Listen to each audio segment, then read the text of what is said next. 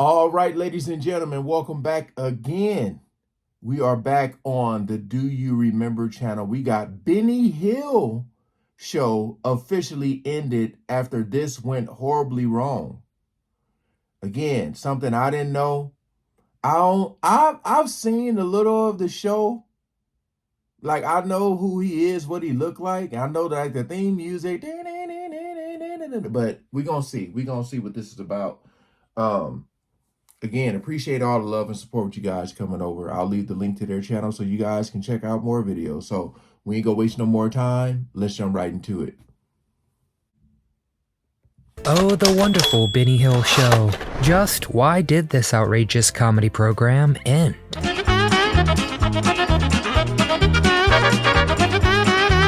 And did you hear? Was Benny Hill's gravesite really dug up?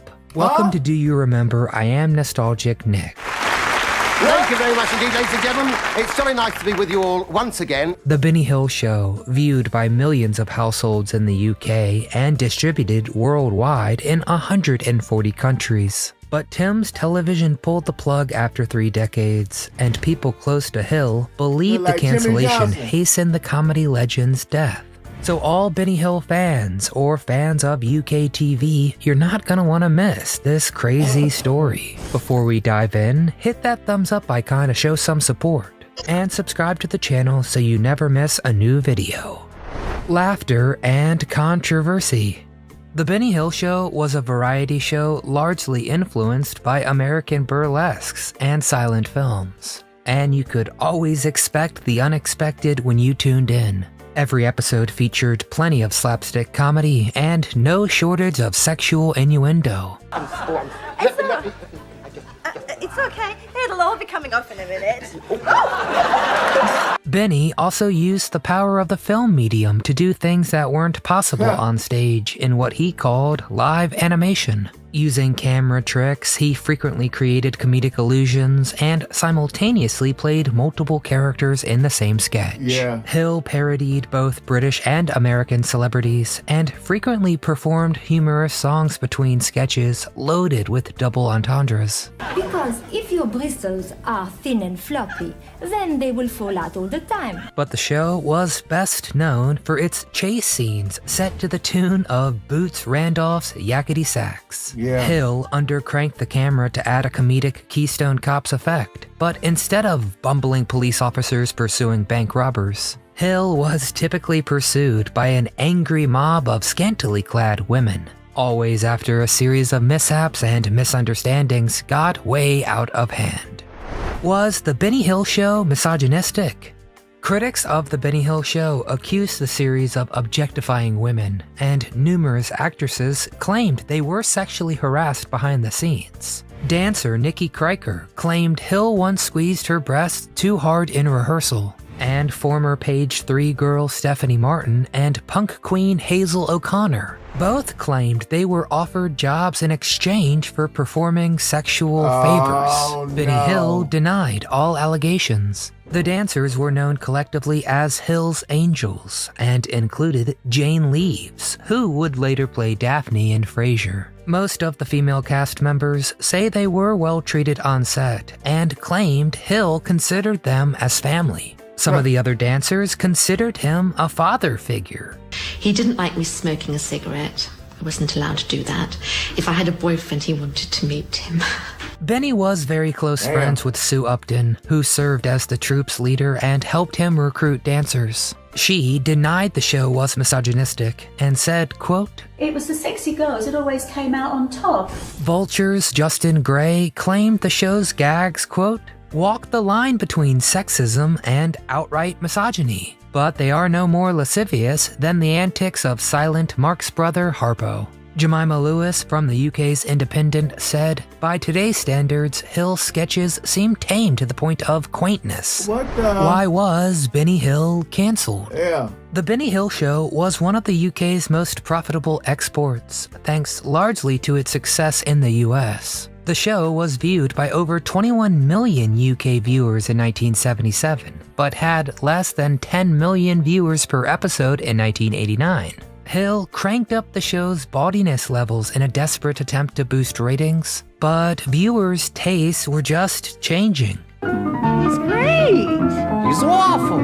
He's great. He's awful. He's great. In May of 1989, Hill was sacked by Tim's Television's head of light entertainment, John Howard Davies, saying, quote, "The audiences were going down, the program was costing a vast amount of money, and he was looking a little tired." Davies told the Guardian newspaper, quote, "The show was past its sell-by date," and said, "Benny was alright when he was young, but when you're in your 60s, it's a slightly different matter to leer at a pretty girl." The firing was a complete surprise to Hill, who was utterly devastated. Davies replaced the show with Rowan Atkinson's comedy series Mr. Bean, and produced several episodes.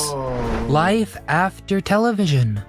Despite being an international television star, Benny Hill lived a very private life. He had numerous close female friends, but was very unlucky in love, as 3 different women rejected his marriage proposals. According to the show co-writer and personal friend Dave Freeman, comedy was his only mistress, and he spent all of his spare time watching TV and writing down ideas for sketches. Benny was a perfectionist to the point of not being a very likable person. Even if he was on vacation, he'd write down ideas on anything he could get his hands on, including newspapers and shirt cardboard. Then he'd just mail it home. He also lived very unostentatiously and rarely spent money, despite having a reported net worth of nearly $10 million. Benny Hill never owned a home or an automobile. He only occupied one room of his rented 2-room flat and never decorated or hung up any pictures. When Michael met Benny, Benny Hill became a recluse. That's what I be saying, man. A lot of times, like, you associate the actor with the person, but they're just acting. Like, I would think he would have some type of memorabilia in his house of people who inspired him, just all that type of stuff. But the fact that this man didn't even have no pictures, didn't have a house, didn't have a car, you know, but you see all this stuff on the show and you think like, dang, that's pretty wild to imagine. Like, I mean, they said 10 million back then, you know, that's a lot of money. And just to know that this brother wasn't even, and he's a comedian too, like, dang. Of couch potato after his show was sacked, and his health rapidly deteriorated. He had a mild heart attack in February of 1992, and doctors recommended he undergo bypass surgery, which he declined. Just a week later, he was diagnosed with kidney failure, but refused to undergo dialysis. But while he was resting at London's Royal Brompton Hospital, he was visited by none other than the king of pop himself. Man, why did I think that said Brompton? I thought that says Brompton. And if you don't know what I mean by that, it's like, if you live in the city of Compton and you're in a gang and you're a blood, you take the C out. Bloods take the C out of all the words. I thought that said Brompton. YG, the rapper, made it popular. Oh my goodness. Michael Jackson told Benny that he had videotaped every show, and he was his favorite comedian in the world. Wow. And the 2 entertainment icons reportedly brainstormed sketch ideas, including a bit where they would undercrank the camera to make Benny dance faster than Michael. It would have been an amazing collaboration, but Benny suffered a coronary thrombosis and died 2 months later. Damn. It also took nearly a week before Hill's body was even discovered. Benny's press agent, Dennis Kirkland, was contacted by neighbors who complained about a smell coming from his flat. No. When Benny did not answer the door, Kirkland climbed the 3rd floor balcony and saw his old friend slumped over the couch. And I could see him through the window, and he just looked, so sad. Benny's household clutter reportedly also included a cupboard full of awards and a large stack of uncashed paychecks. Why was Benny Hill's grave dug up? Alfred Hawthorne Hill served as a mechanic and truck driver in the British Army, but was transferred to the Combined Services Entertainment Division after his commanding officer saw his comedy act. Then he took the stage name Benny in homage to his hero Jack Benny. The young comedian was also heavily influenced by Laurel and Hardy and Charlie Chaplin. When Hill was presented with the Charlie Chaplin Award in 1991, he learned his hero was also a fan. After the ceremony, Chaplin's son Eugene showed Benny his father's study, which contained an entire shelf full of taped shows, and informed Benny that his father thought he was the greatest. Hill also had something else in common with Chaplin. His gravesite was desecrated shortly after his death. At the time of his death, the only will he created left his estate to his parents, who had died years before. Rumors began to fly that Benny was buried with his fortune, but the would-be thieves came up empty-handed and left the body undisturbed. Benny's estate was eventually divided among his 7 nieces and nephews, and his grave was resealed and topped with a huge stone slab to discourage further disturbances. Critics were never kind to the Benny Hill Show, but the series was even more popular than Monty Python in its heyday. Benny Hill received a BAFTA TV Award for Best Writer in 1972, and the series was nominated for Primetime Emmys in 1980 and 81. Yakety Sax was voted #1 on the ITV special The Nation's Favorite Theme Tune, and a musical based on Benny's career premiered in London's West End in 2021. So, did any of you actually see that West End production? Were you a fan of The Benny Hill Show? Or did you think it was offensive? What was your favorite gag from the show? And who was your favorite Hill's Angel? Get in the comments and tell us all your memories about Benny Hill. If you enjoyed our rewind today, please give this video a thumbs up to help it circulate. Subscribe to the channel so you never miss a beat. And from all of us here at Do You Remember, we want to thank you for watching. Bye-bye. Yeah, I didn't know about like the angels or nothing like that. But like I said, I knew this brother was hilarious. Boy, it'd be a lot of information, man. A lot of stuff that be going on behind the scenes that you don't know.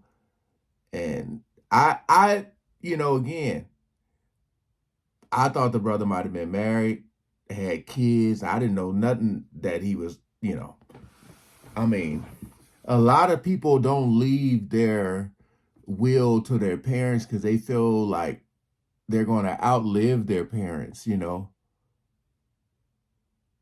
Dang. So it's like once his show went off the air, they were saying like he just got it. Like a lot of times, especially with comedians, I don't know if you guys know this, but a lot of times, comedy is a safe space for them.